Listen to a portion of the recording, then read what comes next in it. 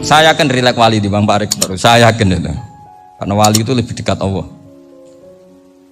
Sehingga orang dulu itu, saya ulang lagi, ada satu kearifan namanya hidup itu apa? Hidup itu adalah cari sebanyak mungkin supaya hidup itu tidak tergantung pada banyak hal. Jika misalnya cara berpikir orang-orang modern itu sebenarnya banyak orang-orang ilmuwan yang nggak ngagumi Amerika. Bukan karena angkuh, enggak. Untuk mempertahankan kebesaran negara sebesar itu, kebutuhan listriknya besar, kebutuhan tentaranya besar, kebutuhan apa? Sementara negara kayak Venezuela atau Swiss kebutuhannya ada banyak. Pertanyaannya, yang tergantung dengan banyak hal sama yang tidak tergantung banyak hal, itu pinter mana? Kalau dibalik pertanyaannya gitu, negara-negara maju itu tidak keren kalau dibalik pertanyaannya. Orang yang untuk mempertahankan eksistensinya banyak, butuh banyak hal, dengan yang tidak butuh banyak hal, itu pinter mana? Orang yang bahagianya nunggu jadi dokter, nunggu jadi kiai besar, kiai viral, dengan orang yang bahagia cukup dengan ngopi, itu pinter mana? Tapi kalau dibalik pertanyaannya, orang yang taunya nikmat hanya kopi dengan nikmat yang banyak, pinter mana? Makanya Mbah Mun tuh kalau guyon itu lucu. Aku iku saake ambek wong desa sing mlebu swarga. Saya dulu eskal mlebu swarga kok disakeni. Akhirnya beliau memberi penjelasan. Wong desa iku roe pakanan enak, iku mau kopi mbek uduk. Lah swarga iku mau nuruti sing dikarepno. Akhirnya semua mangan wis ngopi, nguduk, ngopi, wong ora roh pakanan liyane ku ora roh. Nasi mandi yo ora roh, pizza yo ora roh apa-apa. Terus saya bilang, wah lah niku nak nganti selera tentang wanita cantik. Iku juga sederhana. Rontok pesek ya wis cantik, rontok ireng ya wis. Apa bidadarinya seperti itu karena saking enggak pengalamannya. Jadi surga itu kan nuruti apa yang diinginkan. Kira-kira keinginan orang kampung kalau di surga itu apa coba? Makanan apa coba? Nah, itu nak senengnya ketemel gemblong gitu. Artinya malaikat lebih suka nangani surganya orang-orang kampung di Bang Pak Rektor. Ini sudah ribet ini. Makanan apa saja sudah dicoba. Terus kalau di mall tahu orang macam-macam, seleranya macam-macam pasti.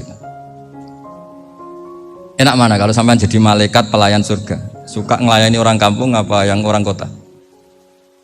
Orang kampung kan? Jadi ya itu guyon tapi itu menjadi pikiran kita bahwa orang yang banyak kebutuhan itu sebetulnya banyak kebodohannya karena menggantungkan kebahagiaannya dengan banyak hal. Makanya Imam Syafi'i ngendikan istighna itu apa? Al istighna anis sya'labi. Yang dikatakan kecukupan adalah berusaha sebanyak mungkin banyak hal tidak kamu butuhkan. Bukan memenuhi semua kebutuhan kamu karena nafsu kamu ini tidak ada batasnya gitu. Kalau kamu penuhin nggak akan selesai. Itu ada perempuan yang kurang cantik itu minta doa saya, Gus doain suami saya kaya. Terus tak guyonin, terus nggak minta. Kalau suami kamu kaya, yang pertama dirubah itu apa? Rumah supaya rumah saya bagus. Kedua apa? Mobil supaya mobil saya bagus. Nanti yang dievaluasi itu kamu. Mobil bagus, Alphard, rumah mewah, istrinya kamu pasti itu dievaluasi. Langsung nggak usah sudah gini aja kan. Jadi pertama yang dievaluasi itu kaya itu, coba kalau suami kaya itu yang dievaluasi pertama rumah ya, rumah ganti. Setelah itu apa? Mobil. Kira-kira berikutnya akhirnya sudah Gus nggak jadi.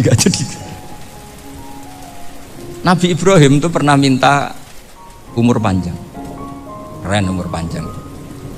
Sama Allah nggak dijawab. Datang orang tua gitu mertamu ke Nabi Ibrahim.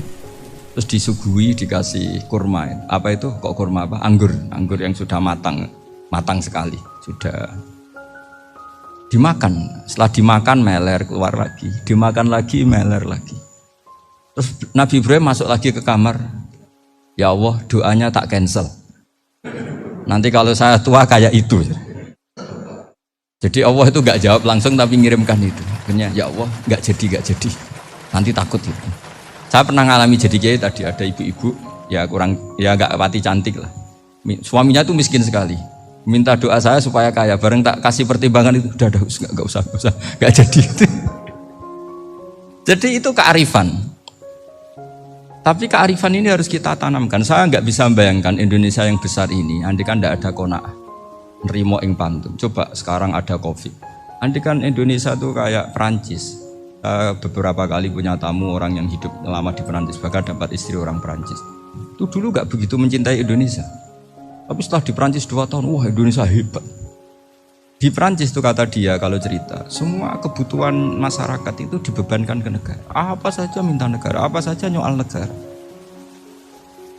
Sementara Indonesia, coba kalau Indonesia mengalami seperti ini kok tidak ada konaan rimo ing pantung, bisa kios Indonesia. Orang miskin nyalahkan negara, kelaparan nyalahkan negara, apa saja. Ini barokahnya dididik kiai, jogeman nyalahno wong liya. Urip rimo ing pandum, diame. Sampai gak ngerti kalau Covid. Banyak tuh orang-orang kampung itu, orang lugu-lugu itu. Mbah niki saking Covid, salam ning Covid, muga-muga umure panjang. Dikira Covid itu nama orang yang ahli sosial itu. Mbah niki dana saking Covid. Matur nuwun sampekno salamku, muga-muga umur panjang. Bingung kan yang nganterin ini.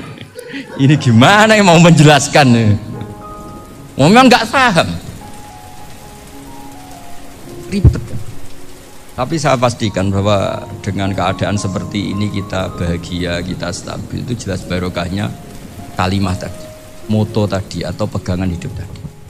Makanya disebut al-ibarat qutun li'ailatil mustami'in, bahwa redaksi atau kata-kata atau pegangan atau filosofi hidup, apalah namanya itu adalah penyemangat. Penyemangat. Karena kata-kata ini memang luar biasa. Ketika sahabat perang demi kebenaran, zaman itu ya pasti benar karena yang dibela Nabi. Dulu itu kan enak zaman Nabi, yang dibela mesti benarnya, musuhnya mesti salahnya. Jika dulu itu memang harus tegas. Kalau sekarang mau tegas gimana? Yang kamu bela tidak mesti benar, musuhnya tidak mesti salah. Ribet kan kalau misalnya saya tukaran sama Pak Rektor, kamu mau bela mana kan bingung. Saya tidak mesti benar, saya tidak Nabi. Pak Rektor apalagi tidak mesti benar lagi kan? Ribet kan? Jadi kalau kita mau perang sekarang itu mau pede gimana? Enggak. Makanya banyak ulama sekarang tuh mau tegas tuh enggak berani karena ya banyak hal yang abu-abu lah wilayahnya. Misalnya pilihan presiden, atau pilihan bupati, pilihan menteri. Kamu mati-matian bela itu, yang kamu bela tidak mesti benar, musuh kamu tidak mesti salah. Misalnya pilihan bupati, wah ini kabupaten ini baik kalau bupatinya ini, yang satu bilang ini, terus tim suksesnya kamu tanya, kamu yakin? Ya enggak juga. Lah kenapa semangat? Kan saya botohnya, paling alasannya ya itu aja, bukan yang lain. Beda dengan zaman Nabi, nabinya mesti benar, Abu Jahalnya mesti salah, kan enak aturan mainnya jelas. Singkat cerita dalam perang itu banyak sahabat yang ngalami luka, ngalami apa gitu. Kemudian curhat ke Nabi, ya Nabi gara-gara derekkan jenengan, ngikuti jenengan saya harus ngalami seperti ini, seperti ini. Ngiranya orang itu diapresiasi sama Allah keluarnya itu. Ternyata sama Allah gak diapresiasi. Malah diturunkan ayat intakunu ta'lamuna fa innahum ya'lamuna kama ta'lamun wa tarjuna minallah malah yarju. Kalau kamu sakit karena perang, orang-orang kafir itu ya sakit, itu saja berani padahal demi kekafiran. Wa tarjuna minallah malah yarjun, padahal kamu punya nilai lebih yaitu berharap kepada Allah yang mereka tidak punya. Saya jadi kiai itu ya kadang mangkel. Karena yang benci ya benci, yang seneng itu ngel-ngel loh kayak Pak Bejo. Jadi semuanya ribet. Nah iya, yang benci ya ganggu, yang seneng ya ganggu, tambah nemen. Seribet. Tapi kalau sudah ingat bandar narkoba, mereka berhadapan dengan polisi, kadang ditembak karena kesalahannya terlalu fatal. Antar persaingan mereka juga bisa tembak-tembakan karena merebut pasar narkoba. Itu saja mereka berani. Kok kita yang jadi kiai kadang dicium tangannya, dihormati gak berani, hanya takut apa ya, musibah-musibah kecil lah, atau problem-problem kecil. Nah iya, kalau kita bandingannya gitu. Kalau kamu mau tahajud kedinginan, itu masih nanti dihisab Allah itu gitu. Maling ayam itu keluar malam-malam, hanya dapat ayam. Itu gak takut dingin.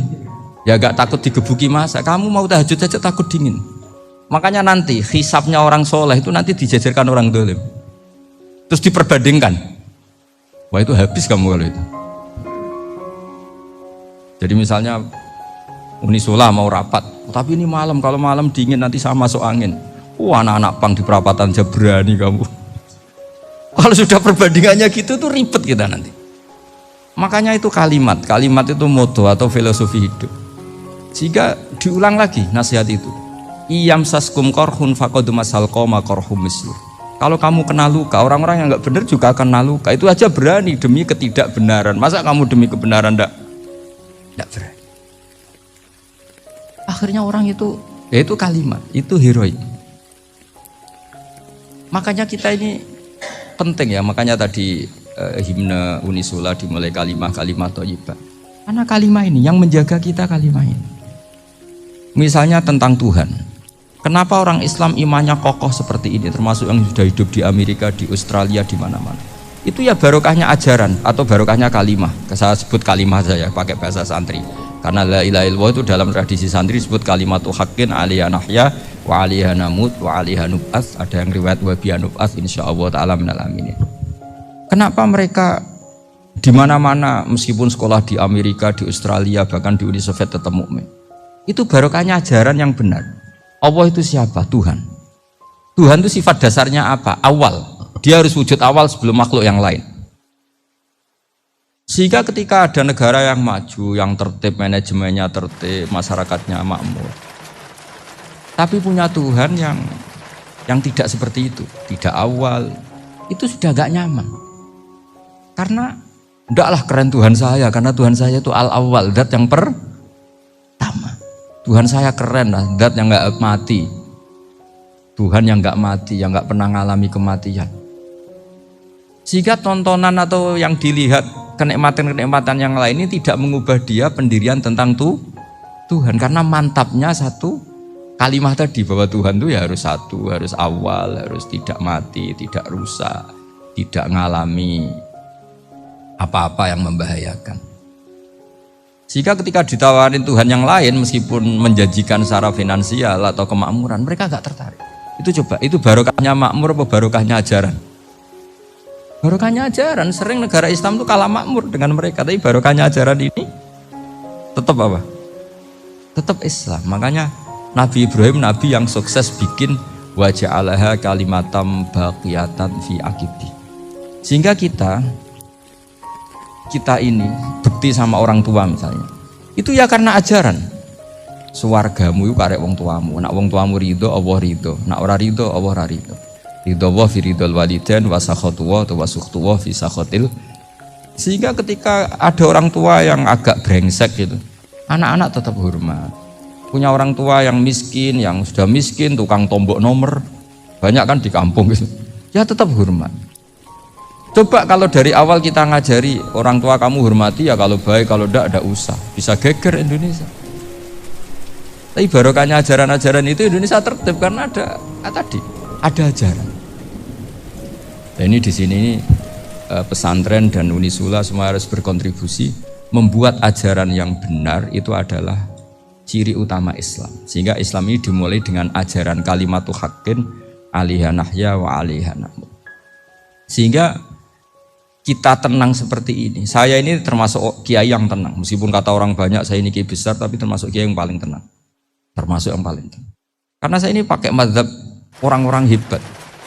Saya berkali-kali cerita, orang kayak Imam Syafi'i itu orang yang luar biasa. Saya berkali-kali cerita, orang yang tadi nyium tangan kamu ya Imam Syafi'i, di belakang tuh ngerasani kamu, menghujat kamu. Jawabannya enak saja. Berarti saya alhamdulillah orang yang wibawa. Buktinya di depan saya nggak berani.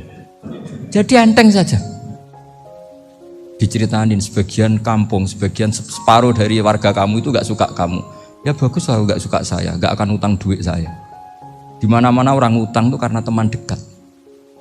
Kalau nggak seneng pasti minimal nggak utang, nggak pinjam mobil, nggak pinjam.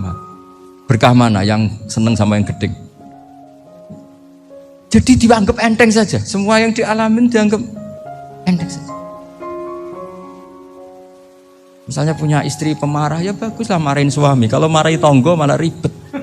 Jadi kamu harus terima kasih kalau dimarahin istri. Baguslah marahin saya mah, kalau marahin tonggo ribet. Jadi enteng saja. Tapi kita sekarang tuh karena nafsu ya, sehingga menghadapi hidup ini ribet. Ulama dulu kalau mau mati itu senengnya bukan main. Sudah lama saya ini ingin gak maksiat. Kayaknya gak maksiat paling efektif itu mati. Ya tidak apa-apa Gusti, kalau sebaiknya mati ya mati aja. Enteng saja. Jadi melihat kematian itu akhir dari segala keburukan atau potensi keburukan. Apapun baik kita sekarang, suatu saat mungkin kita gak baik. Yang bisa menghentikan ketidakbaikan atau potensi ketidakbaikan itu apa coba? Mati kan? Berarti mati itu mengerikan apa menyenangkan? Mesti kamu tidak berani menjawab. Meskipun secara ilmu kamu berani, tapi secara rasa agak berani kan? Saya ulang lagi ya. Yang bisa menghentikan keburukan atau potensi keburukan itu apa coba? Apa? Kematian. Berarti kematian itu menyenangkan atau menyusahkan? Apapun kamu tidak berani jawab karena kamu agak-agak duniawi itu kelihatannya.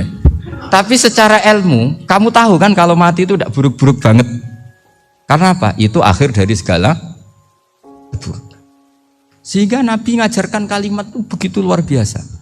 Allahumma ahyini makanatil hayatu khairan li wa tawaffani makanatil wafatu khairan li. Nabi melihat dunia itu begitu indah. Ya Allah, kalau saya ini hidup, anggap saja hidup ini ziyadatan li fi kulli khairin, menjadi modal saya menambah segala kebaikan. Jika suatu saat saya mati, anggap mawon rohatan li min kulli syarrin, itu akhir dari segala keburukan